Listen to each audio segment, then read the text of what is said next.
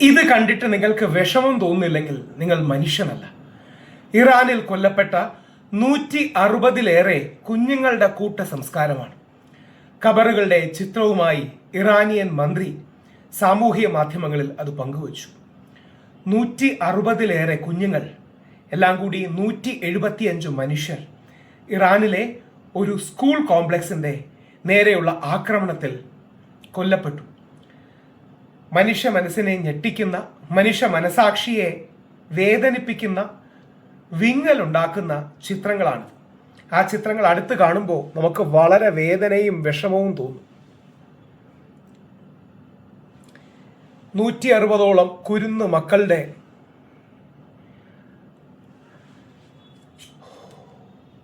ഏറ്റവും വേദനാജനകമായ ചിത്രമാണ്. യുദ്ധം ആരും ജയിക്കാം, ആരും പരാജയപ്പെടാം. പക്ഷേ കുഞ്ഞുങ്ങൾക്ക് നേരെയുള്ള ആക്രമണം അപലപിക്കാൻ ലോക സമൂഹം ഒരുമിച്ച് നിൽക്കണം. രാഷ്ട്രീയ നേതാക്കൾക്ക് പരസ്പരം പോർവിളികൾ നടത്താം, സൈനികർക്ക് പരസ്പരം ആക്രമിക്കാം, രഹസ്യാന്വേഷണ മേധാവികളെ അങ്ങോട്ടും ഇങ്ങോട്ടും വധിക്കാം, എംബസികൾ ആക്രമിക്കാം. പക്ഷേ കുഞ്ഞുങ്ങൾക്ക് നേരെയുള്ള ആക്രമണം, കുരുന്നുകൾക്ക് നേരെയുള്ള ആക്രമണം, സ്കൂളിൽ 2, 3, 4, 5, 6 ക്ലാസ്സിൽ പഠിക്കുന്ന കുട്ടികളടക്കം 160ഓളം കുഞ്ഞുങ്ങളാണ് ആ മരിച്ചു കിടക്കുന്നത്. ആ കുഞ്ഞുങ്ങളുടെ മാതാപിതാക്കൾ അവർക്ക് ഖബറെടുക്കുന്ന കാഴ്ചയാണ് നമ്മൾ കാണുന്നത്. ലോകത്തിൽ ഒരു അച്ഛനും അമ്മയ്ക്കും അനുഭവിക്കേണ്ടി വരുന്ന ഏറ്റവും വലിയ വേദന തങ്ങൾ ജീവിച്ചിരിക്കുമ്പോൾ തങ്ങളുടെ മക്കൾ മരിക്കുന്നതാണ് എന്ന് പറയാറുണ്ട്.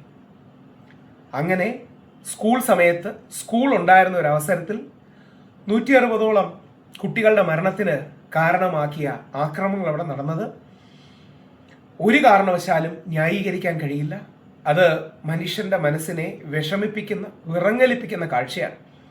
അതുപോലെയോ അതിനേക്കാൾ അധിക്ഷേപാർഹമായ ഒന്ന് കാര്യം മാത്രമേ ഉള്ളൂ. ഇതിനെക്കുറിച്ചും വ്യാജ വാർത്തകൾ ഇറക്കുന്ന ചില തീവ്ര വലതുപക്ഷക്കാർ ഇന്ത്യയിലും അമേരിക്കയിലും അടക്കമുള്ള സ്ഥലങ്ങളിലുണ്ട്. അത് ഒരു കാരണവശാലും അംഗീകരിക്കാൻ പറ്റാത്തതാണ്. ഇതിനെക്കുറിച്ചും പല കഥകളും പല വ്യാജ വാർത്തകളും ഫേക്ക് ന്യൂസുകളും ഒക്കെ ചെയ്യുന്നത് അവരുടെ മനസ്സിലെ കുറ്റബോധം മറയ്ക്കാനും ബാക്കി ആൾക്കാരുടെ തലയിലേക്ക് കെട്ടി എഴുന്നള്ളിക്കാനും വേണ്ടി ചെയ്യുന്നതാണ്. അതിന്റെ ഡീറ്റെയിൽസ് പോലും ഞാൻ പറയുന്നില്ല. കാര്യം അത്തരം വ്യാജ വാർത്തകൾക്ക് പ്രചാരം പോലും കൊടുക്കരുത്. ഇറാനിലുള്ള അല്ലെങ്കിൽ അമേരിക്കയിലുള്ള, പാലസ്തീനിലുള്ള, ഇസ്രായേലിലുള്ള, ഇന്ത്യയിലുള്ള കുട്ടികൾ ദൈവത്തിന്റെ മാലാഖമാരാണ്. ആ കുരുന്നുകളെ കൊല്ലുന്നത് ഒരു കാരണവശാലും ചിന്തിക്കാൻ കഴിയാത്തത്ര വലിയ ക്രൂരതയാണ്. ഈ കാണുന്ന കുട്ടികൾക്ക് കാലവും ചരിത്രവും ദൈവവും നീതി നൽകട്ടെ എന്ന് പ്രാർത്ഥിക്കാൻ മാത്രമേ നമുക്ക് ആവുകയുള്ളൂ. വളരെ വേദനാജനകമാണ് ഈ വിഷയം. ആ വേദന പങ്കുവയ്ക്കുന്നു. അവർക്ക് നീതി കിട്ടട്ടെ. അവരുടെ അച്ഛനമ്മമാർ ഒരായുഷ്കാലം, അതായത് കുട്ടികളുടെ ആ മിസൈൽ കൊണ്ട് അവരുടെ ശരീരം